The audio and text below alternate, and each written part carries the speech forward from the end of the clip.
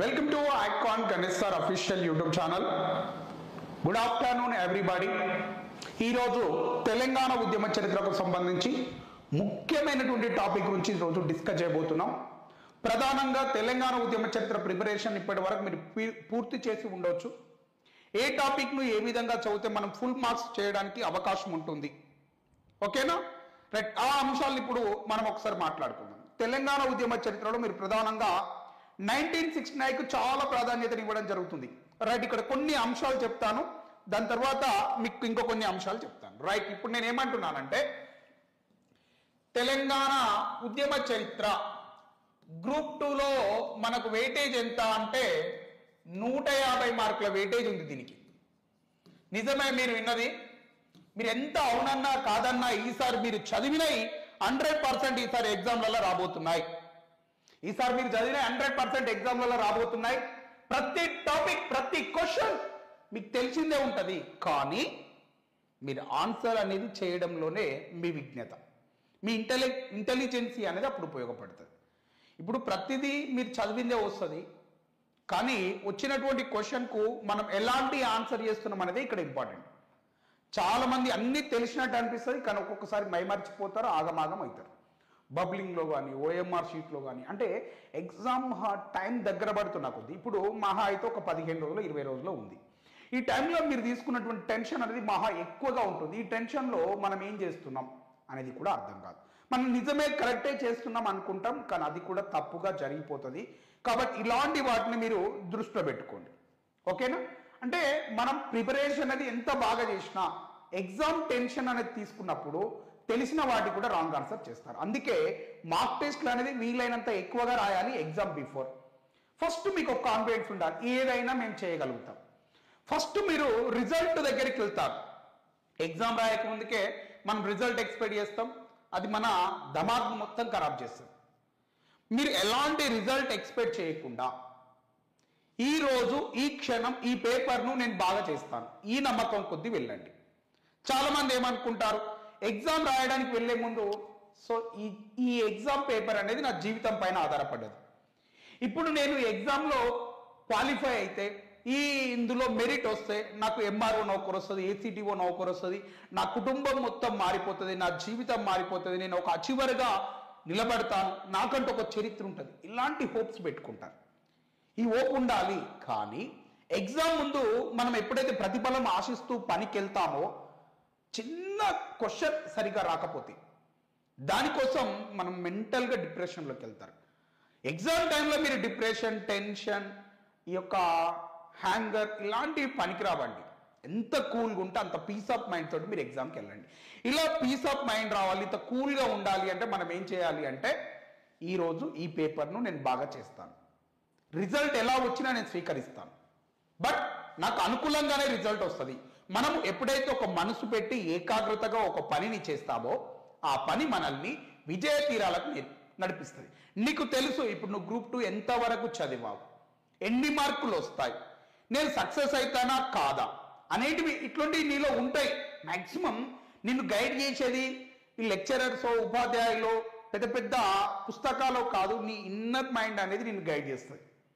నీకు నౌకర్ వస్తుందా రాదా, ఎన్ని క్వశ్చన్లు ఇప్పటి వరకు ఆన్సర్ చేయగలుగుతావు, ఎన్ని రైట్ ఆన్సర్లు చేస్తున్నావు, ఇప్పటి వరకు ఎగ్జామ్ పెడితే ఎన్ని మార్కులు వస్తున్నాయి, ఇవన్నీ నీ యొక్క ఇన్నర్ సెన్స్ అనేది నీకు చెప్తుంది. అని నీ అంతరాత్మ అనేది చెప్తుంది, బాబు నువ్వు ఇంత చదివినవు, ఇన్ని మార్కులు చేయగలుగుతావు, నువ్వు నిజంగా కష్టపడుతున్నావు, నువ్వు మనసు పెట్టి కష్టపడుతున్నావు, ఏకాగ్రతగా ఎఫర్ట్స్ పెట్టినావు, డెఫినెట్లీ నువ్వు సక్సెస్ అవుతావు. కాకపోతే ఒక సమయం అనేది రావాలి, ఆ సమయం కోసం వెయిట్ చేయాలి. గుర్తుపెట్టుకో మిత్రులారా, మీ లైఫ్లో మంచి చెడు అనేది సమయంతో ముడిపడి ఉంటుంది. నీకు ఈ సమయాన్ని సద్వినియోగం చేసుకుంటే సమయాన్ని మించిన మిత్రుడు నీకెవ్వరూ ఉండరు.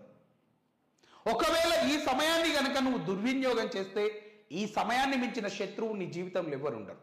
మీ జీవితంలో మిత్రుడైనా శత్రువైనా ఒక్కరే అంటే అది సమయం మాత్రమేనండి. సమయాన్ని సద్వినియోగం చేసుకున్నవాడు సక్సెస్ అవుతాడు, సమయాన్ని దుర్వినియోగం చేసుకున్నవాడు ఓ డర్టీ ఫెల్లోగా మిగిలిపోతాడు, మరొక నోటిఫికేషన్ కోసం వెయిట్ చేయాల్సిన పరిస్థితి ఉంటుంది.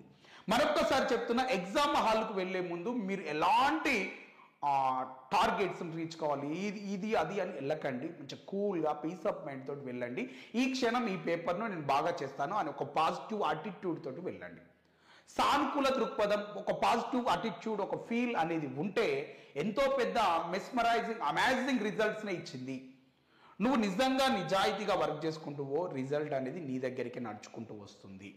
కాబట్టి ఎక్కువ అంచనాలు పెట్టుకొని ఎగ్జామ్కు వెళ్ళకండి. చాలా తక్కువ ఆలోచనలతో మీరు మైండ్తో వెళ్ళండి. ఓకేనా? తక్కువ ఎక్స్పెక్టేషన్స్ తోటి మేము పేపర్ బాగా చేస్తే సరిపోద్ది. 4 పేపర్లు ఉంటాయి, 4 పేపర్ల మీద ఇదే కాన్సెప్ట్ కొద్ది వెళ్ళండి. ఈ క్షణం ఈ పేపర్ను బాగా చేసిన, ఇప్పుడు అయ్యో ఇందులో 2 క్వశ్చన్లు తప్పు చేసిన, నెక్స్ట్ క్వశ్చన్ ఎట్లా వస్తుంది, నెక్స్ట్ ఈ టెన్షన్ వల్ల చేతులు షివర్ అవుతాయి, మైండ్ టెన్షన్ తీసుకుంటుంది, వణుకుతుంది, ఒక భయానికి గురవుతారు. ఆ భయాన్ని పక్కన పెట్టండి. ఓకేనా? రైట్. ఇప్పుడు మనం ఈ తెలంగాణ ఉద్యమ చరిత్రలో ఈ ఫీల్ మాత్రం మీరు గుర్తుపెట్టుకున్నామా? ఈ టైప్ ఆఫ్ మెంటాలిటీతో వెళ్ళండి. మనసులో ఇప్పటి నుంచి వీలైనంత వరకు మీరు హెల్దీగా ఉండండి. ఒక 15 రోజుల సమయం ఈ టైం మీరు వినియోగించుకోవాలంటే కొంచెం హెల్దీగా ఉండండి. వీలైనంత వరకు ఎక్కువ వాటర్ తీసుకోండి. టెన్షన్ తగ్గిస్తుంది మీరు వాటర్ తీసుకోవడం.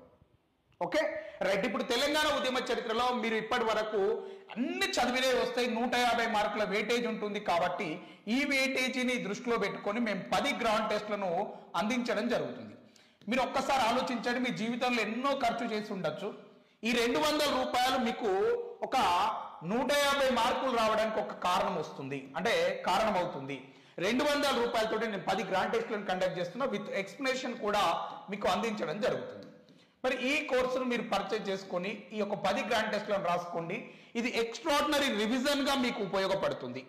ఓకేనా? ఒక ఎక్స్ట్రాడినరీ రివిజన్ గా మీకు ఉపయోగపడుతుంది. ఓకేనా? రైట్. మరి దీనికోసం మీరు చేయాల్సిందల్లా ప్లే స్టోర్కి వెళ్ళి ఐకాన్ గణేష్ సార్ యాప్ని డౌన్లోడ్ చేసుకొని ఈ కోర్సును మీరు పొందవచ్చు. ఓకే, ఇప్పుడు మనం టాపిక్ లోకి వెళ్దాం. అదే విధంగా మీకు తెలంగాణ చరిత్రను కూడా మీకు అందిస్తా ఉన్నా. Chapter wise exams plus explanation కేవలం 100 రూపాయలు మాత్రమే.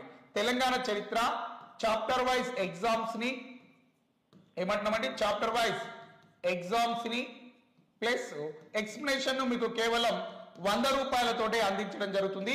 ఇది కూడా మీకు చాలా యూస్ఫుల్ గా ఉంటుంది. కావాలి అనుకున్న వారు తీసుకోండి. ఇప్పుడు ఎగ్జామ్ టాపిక్ లో మీరు 1969 మూవ్మెంట్ గనక తీసుకుంటే దీని నుంచి ఒక 50 మార్కులు వస్తాయి. నక్సలైట్ మూవ్మెంట్ గనక మీరు తీసుకుంటే ఈ నక్సలైట్ మూవ్మెంట్ నుంచి మీకు మినిమం 40 నుంచి ఒక 50 లేదా 30 నుంచి 40 మార్క్స్ రావడానికి ఎక్కువ అవకాశాలు ఉంటుంది నక్సలైట్ మూవ్మెంట్ నుంచి. ఇంకొంచెం ఎక్కువ తీసుకుంటే దేని నుంచి తీసుకుంటాడు అంటే 69 మూవ్మెంట్ నుంచి ఇది 60 దాకా రావచ్చు, పోనీ 70 వరకు కూడా దీని నుంచి ఎక్స్పెక్ట్ చేయొచ్చు. ఓకేనా? ఇక దీని తర్వాత మనకు మలిదశ ఉద్యమం అనేది ఒకటి కనిపిస్తుంది. ఈ మలిదశ ఉద్యమంలో కూడా మనకి ఎన్ని మార్కులు రావడానికి అవకాశం ఉంటుంది అంటే మినిమం అయితే 50 మార్కులు వస్తాయండి. ఇంకొంచెం అటు ఇటు అయితే దీని నుంచి ఒక తగ్గిస్తే ఒక 10 ఇటు పడవచ్చు అటు పడవచ్చు. సో ఈ విధమైనటువంటి స్కోర్ తోటి మనం రాబోతాం. నక్సలైట్ మూవ్మెంట్ అనేది చాలా డ్రైగా ఉందని ఫీల్ అవుతారు, కానీ అంత డ్రైగా ఉండదు. చాలా సింప్లిఫైడ్ టాపిక్ అది. మీరు ఒక్కసారి మనసు పెట్టి ఒక్కరోజు సమయాన్ని కేటాయించండి. నక్సలైట్ మూవ్మెంట్ కు 100% చెప్తున్నా 30 నుంచి 40 లేదా 50 మార్కులైనా రావచ్చు. నక్సలైట్ మూవ్మెంట్ మహా అయితే ఈ నక్సలైట్ మూవ్మెంట్ నుంచి ఒక 15, 20, 30 పేజీలు ఉండొచ్చు. ఈ టాపిక్ 100% మీరు కవర్ చేయండి. కవర్ చేస్తే మీకు ఫుల్ టు ఫుల్ మార్క్స్ రావడానికి ఇక్కడ అవకాశం ఉంది. మిత్రులారా, బిడ్డలారా, మరొక్కసారి చెప్తున్నా, ఒక 2 రోజులు లేదా ఒక్కరోజు సమయాన్ని కేటాయించుకోండి. ఓకేనా? రైట్. 100% మీరు సక్సెస్ కావడానికి ఫుల్ అవకాశాలు ఉన్నాయి ఇక్కడ, ఫుల్ 100%. ఓకేనా? ఇప్పుడు ఈ నక్సలైట్ మూవ్మెంట్ నుంచి 1969 మూవ్మెంట్ నుంచి నేను కొన్ని క్వశ్చన్స్